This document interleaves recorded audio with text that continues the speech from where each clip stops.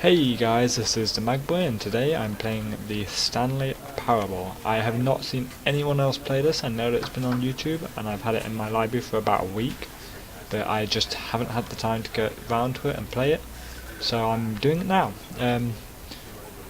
I haven't actually seen anything apart from what it says in the description of the game, so here we go.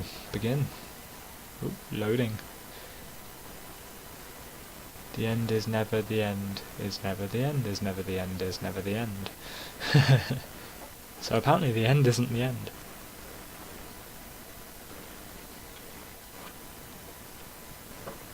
Okay. So a reason it's not loading? Oh, it is loading. Doesn't matter. It's just taking its time. Okay, so I don't know what's going to happen into this game. I only know that apparently it's whatever you make it. This is the story of a man named Stanley. Stanley worked for a company in a big building where he was employee number 427. Employee number 427's job was simple. He sat at his desk in room 427 and he pushed buttons on the keyboard. Orders came to him through a monitor on his desk, telling him what buttons to push, how long to push them, and in what order. This is what employee 427 did every day, of every month, of every year. And although others might have considered it soul-lifting, Stanley relished every moment that the orders came in, as though he had been made exactly for this job. And Stanley was happy. Okay, that seems And then one really day, weird. something very peculiar happened. Something that would forever change Stanley. Something he would never quite forget. He had been at his desk for nearly an hour when he realized that not one single order had arrived on the monitor for him to follow. No one had showed up to give him instructions, call a meeting, or even say hi. Never in all his years at the company had this happened. This complete isolation. Something was very clearly wrong. Shocked, frozen solid, Stanley found himself unable to move for the longest time. But as he came to his wits and regained his senses, he got up from his desk and stepped out of his office. Okay, so now I can move. I can step out of my office. All of his co-workers were gone. What could it mean? Stanley decided to go to the meeting room. Perhaps he had simply missed a memo. Okay, let's go to the meeting room. I'm guessing it's this way. There's something. There's a screen on there. Oh, some of the screens are on.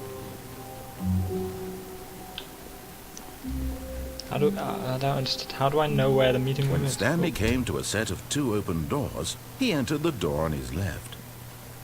No, I didn't. I go right. This was not the correct way to the meeting room, and Stanley knew it perfectly well. Perhaps he wanted to stop by the employee lounge first, just to admire it. Yeah, that's what I wanted to do, you know? Ah, yes, truly a room worth admiring. It had really been worth the detour after all, just to spend a few moments here in this immaculate, beautifully constructed room. Stanley simply stood here, drinking it all in. No, I want a drink. I want to get a cold drink, you know? Oh, apparently I can't get a cold drink. Yes, really worth it being here in the room. A room so... But eager to get back to business, Stanley took the first open door on his left. Did I? Did I? Nah, I didn't. Stanley was so bad at following directions, it's incredible he wasn't fired years ago. Agreed. I want to go. What's that say? Do not jump from the cargo lift while it is in motion, because it will cause death. Penalty for misuse of cargo lift of $1,000. Penalty for jumping off guard. But if I'm dead, I can't pay that much. Jump! Look, Stanley, I think perhaps we... But in his eagerness Yay. to prove that he is in control of the story and no one gets to tell him what to do, Stanley leapt from the platform and plunged to his death. Good job, Stanley. Yay. Everyone thinks you are very powerful. Yeah, power. Oh, okay. So I'm in... Where am I now? I'm in my office again. Okay, I'm going to follow the directions this time. All of his co-workers were gone. What could it mean? I Stanley didn't think decided you to could go die to the in this meeting. game. Perhaps he had simply missed a memo. What's over here? There's a yellow box. I want yellow box.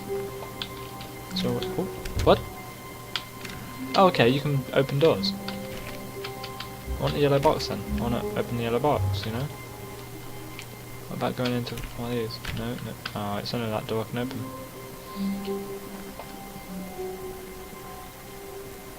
Okay, When so Stanley we take came the to a left. set of 2 open doors, he entered the door on his left. So good at following directions. Yet there was not a single person here either. Feeling a wave of disbelief, Stanley decided to go up to his boss's office, hoping he might find an answer there. How to solve dispute with a coworker. Let it ball up inside you. Take it. Oh, I was reading that. Oh, that's no fun. I'm not going to read that. Okay, let's go. Did that say what? What did I have to do? I forgot. Broom closet. Yeah. Stanley stepped into the broom closet, but there was nothing here, so he turned around and got back on track. No, I don't want to turn around. I want to find something. I want to find something cool. There was nothing here. No choice to make, no path to follow. Just an empty broom closet. No reason to still be here. Oh. Guess he's right. Dang it. Coming to a staircase, Stanley walked upstairs to his boss's office. I kind of want to walk downstairs. No? Ooh, there's a red light. I'm really bad at following directions. But Stanley just couldn't do it. He considered the possibility of facing his boss, admitting he had left his post during work hours. He might be fired for that. And in such a competitive economy, why had he taken that risk? All because he believed everyone had vanished? Yep. His boss would think he was crazy. And then something occurred to Stanley. Maybe, he thought to himself, maybe I am crazy. All of my co-workers blinking mysteriously out of existence in a single moment for no reason at all. None of it made any logical sense. And as Stanley pondered this, he began to make other strange observations. For example, why couldn't he see his feet when he looked down? Oh, hello. Why did doors close automatically behind him wherever he went? And for that matter, these rooms were starting to look pretty familiar. Were they simply repeating? No, Stanley said to himself, this is all too strange. This can't be real. And at last, he came to the conclusion that had been on the tip of his tongue. He just hadn't found the words for it. I'm dreaming! Yay. He yelled. This is all a dream. Crouch. Oh, what a relief Stanley felt to have finally found an answer, an explanation. His co-workers weren't actually gone. He wasn't going to lose his job. He wasn't crazy after all. And he thought to himself, I suppose I'll wake up soon. I'll have to go back to my boring real-life job pushing buttons. I may as well enjoy this while I'm still lucid. Heck So, yeah. he imagined himself flying and began to gently float Oh my God, above the ground. Then he imagined himself soaring through space on a magical star field, and it too appeared. It was so much fun, and Stanley marveled that he had still not woken up. How was he remaining so lucid? And then perhaps the strangest question of them all entered Stanley's head. One he was amazed he hadn't asked himself sooner.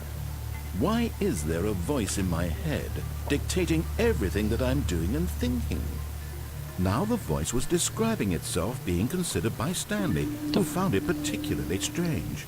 I'm dreaming about a voice describing me, thinking about how it's describing my thoughts, he thought. And while he thought it all very odd, and wondered if this voice spoke to all people in their dreams, the truth was that, of course, this was not a dream. How could it be? Was Stanley simply deceiving himself, believing that if he's asleep, he doesn't have to take responsibility for himself?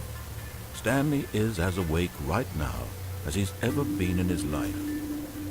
Now, hearing the voice speak these words was quite a shock to Stanley. After all, he knew for certain, beyond a doubt, that this was in fact a dream. Did the voice not see him float and make the magical stars just a moment ago? How else would the voice explain all that? This voice was a part of himself too. Surely, if he could just... He would prove it.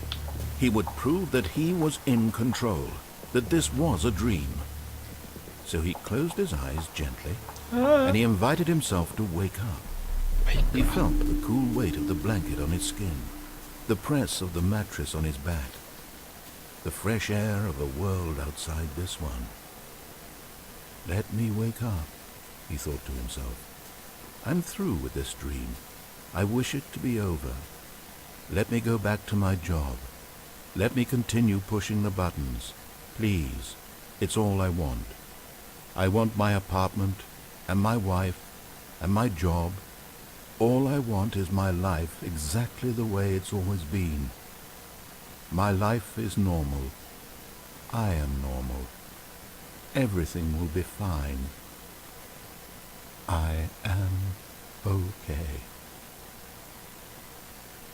This is kind of hard to talk over. Why am I still here? Stanley began screaming. Please, someone, wake me up. My name is Stanley.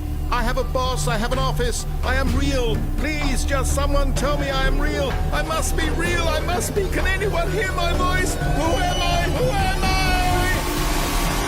I? And everything went black.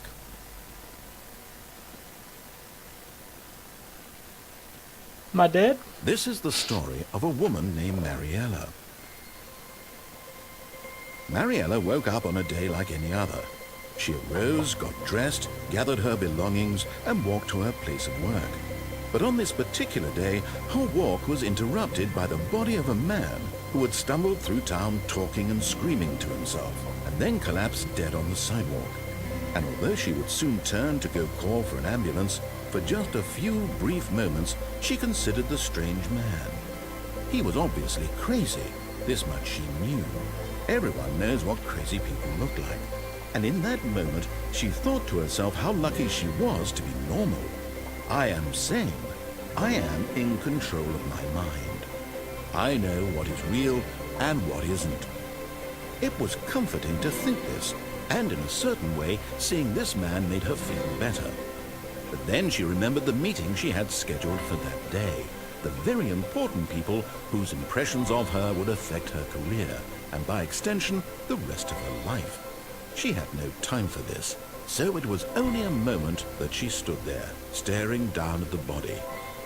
And then she turned and ran. What the hell happened? What a game. Was that literally the end of the game? That is so cool.